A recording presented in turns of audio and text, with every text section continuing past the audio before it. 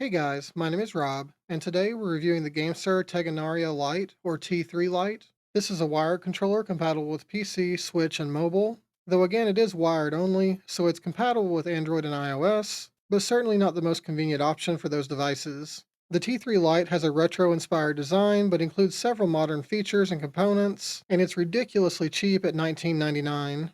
This unit was provided to me for the purposes of this review, so thank you to GameSir for that, but I was not paid for this review, nor did they ask me to say or not say anything specific about the controller. So that said, let's open it up and check it out. As far as accessories in the box, there are none, literally, since you can't really count the USB cable as an accessory, because it's not detachable, it's permanently fixed to the gamepad, which is kinda crazy, honestly, and we'll get back to that in a second. We do have a couple of pieces of documentation. First, a small card with a QR code to access the digital user manual, and then also a pamphlet with GameSir's socials and contact info. Then we have the gamepad itself.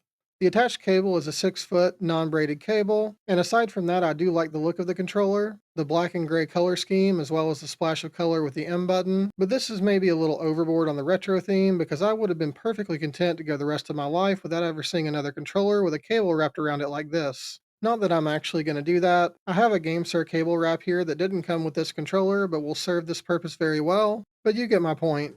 As far as features go, we have membrane face buttons. As always, I wish they were mechanical instead, but these aren't too bad, not overly squishy feeling, and the travel distance isn't too bad either, so for membrane buttons, they're pretty okay. Then we have a 4-way membrane D-pad, and the D-pad actually feels very good. Just based on the feel, I kind of expect it will perform well, but we'll test it out in some Street Fighter or something later. The sticks are Hall effect, which is sort of just the minimum standard in controllers at this point, but it's still nice to see in a $20 gamepad. We do have anti-friction rings, so the sticks feel smooth, and typically GameSir HE sticks are very good, so looking forward to trying these out.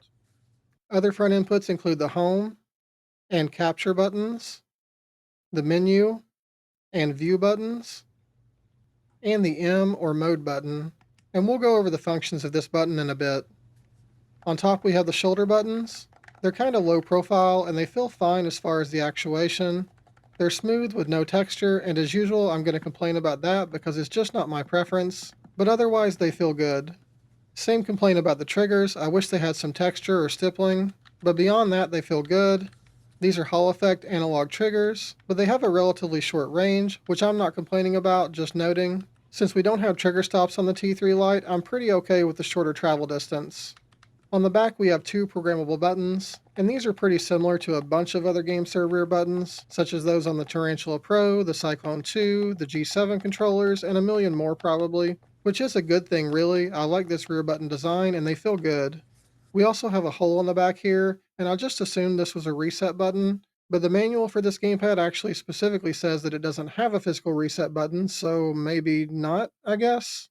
As far as customization, there are a number of things you can do on the T3 Lite. First, holding the M button will change the color of the indicator light to show what mode you're currently in. By default, the gamepad is in X input mode, which is green. You can change modes by holding home and a face button for 2 seconds. So home plus B will swap to D input mode, which is indicated by a blue light. Home plus Y swaps to Nintendo Switch mode, indicated by red. Home plus A changes to Android mode, indicated by yellow. And finally, Home plus X will swap back to X input mode. Next, you can program the rear buttons by simultaneously pressing M and one of the back buttons. Press the button you want to assign there, and then press that same back button again. You can unassign either back button by pressing M and that button, and then just press that back button again without making any additional inputs. Next, you can enable zero dead zone by holding M and pressing L3 or R3 for 2 seconds, and the controller vibrates to confirm the change. You can swap back to the default dead zone by repeating this action. Then we have turbo settings, which you can enable by holding M and pressing any face button, bumper, or trigger. On the T3 Lite, turbo is just on-off. You can't adjust the frequency or rate, so M plus a button will enable turbo for that button, and then M plus that same button again will disable it. Next, you can adjust the vibration intensity by holding M and pressing Menu to increase vibration or View to decrease vibration, including turning it completely off. You can swap the functions of the D-pad and left stick by holding M and pressing D-pad left for 3 seconds, and you can repeat this action to swap back. You can change the face button layout to switch input, so A would be B, X would be Y, and vice versa, by holding M and A for 3 seconds. And again, you can repeat this process to swap back to the default layout. Then we have a few options for lighting adjustments, which is just the indicator light around the M button. You can hold M and move the left stick up and down to increase and decrease brightness. Hold M and use D-pad up and down to increase and decrease the saturation.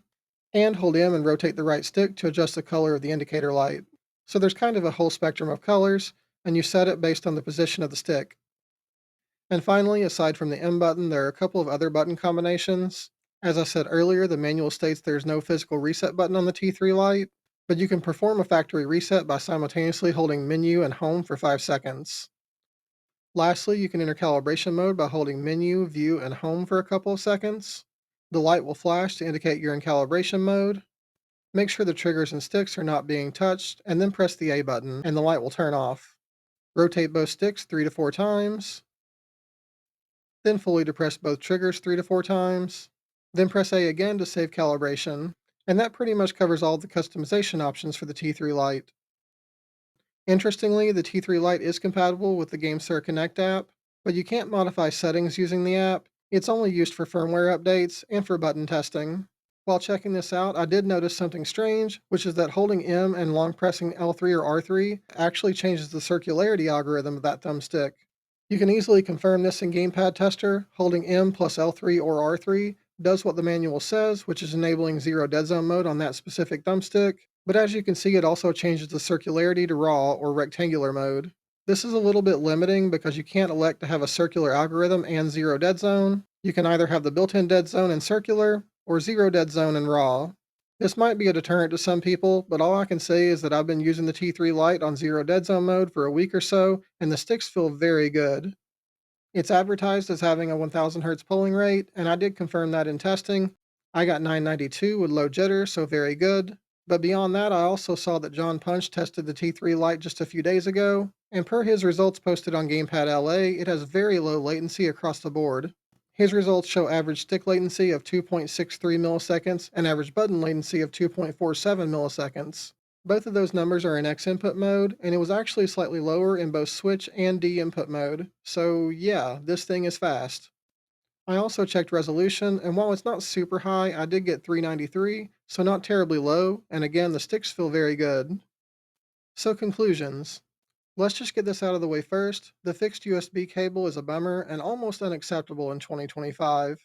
I only play wired, but I might want to put it in a case or a drawer or on a stand someday, and that cable is going to be very annoying. And of course, the biggest concern is if the cable goes bad, you're buying a whole new controller rather than replacing the cable. The counterpoint for that, this controller is $20. Not with a code or on sale, that's the actual price. So sometimes you're probably going to find it cheaper than that. Still, that's more expensive than a new GameSir USB-C cable, just for reference, and obviously you can find plenty of quality cables for even less, and a lot of us have other cables on hand already, so wouldn't really have to spend anything to replace the cable if it weren't permanently attached. I actually wonder what the motivation was for that particular design choice, and I realize that at least part, if not the majority of it, was cutting production cost. But how much could that actually save? Maybe a couple dollars, 3 or 4 at the most. Maybe they just really wanted to hit that $20 price point, and this was a necessary sacrifice in order to make that happen. But I also wonder if part of the decision was based on this whole retro theme they were going for. GameSir quite literally used the phrase back to the 90s as part of the marketing for the T3 Lite, so they really were pushing it pretty hard. But if there's one thing no gamer misses from those times, it's the fixed cables. All of that said, other than the cable, this gamepad is the epitome of value per dollar. I'm kind of shocked at how well it performs and how good it actually feels. I think even if it were $30, I would still say the T3 Lite is pretty good value, and for 20, I just don't think you can find another controller that comes close to this performance. I'm impressed enough that I'm actually considering removing the fixed cable and installing a USB-C port, and I'm not the only one. People have already done this. This image was actually posted by another content creator, Gamepad Bar, and I'll include a link to his channel in the description below. He's actually taken it a few steps further, installing some additional back buttons and an extra bumper button. And while I'm talking about it, I just have to say that these back buttons he added look really good. I told him so, and he assured me that he was still perfecting the design, and it'll look even better when he's finished. I haven't yet invested in a 3D printer, nor do I necessarily have the skills to replicate his design, but I am thinking pretty hard about adding the USB-C port, internal mechanical trigger stops, and a couple of extra bumper buttons. And I feel like it says a lot that myself and others are willing to invest the time and resources into modifying a $20 controller. I do often say that I like or dislike a controller, or that I will or won't use a controller much, but I don't feel like I often say that I specifically recommend something and that you should get it. But in the case of the Tegenaria Lite, if you're looking for a cheap option, you typically play wired, and you don't think the fixed USB cable will drive you crazy, this is one you should probably pick up. I hope this video helped you out, and if so, please subscribe if you haven't already. Likes are also appreciated, and I do try to react and respond to as many comments as possible. I'll be doing more reviews regularly, so I hope to see you back here again soon. Thanks for watching.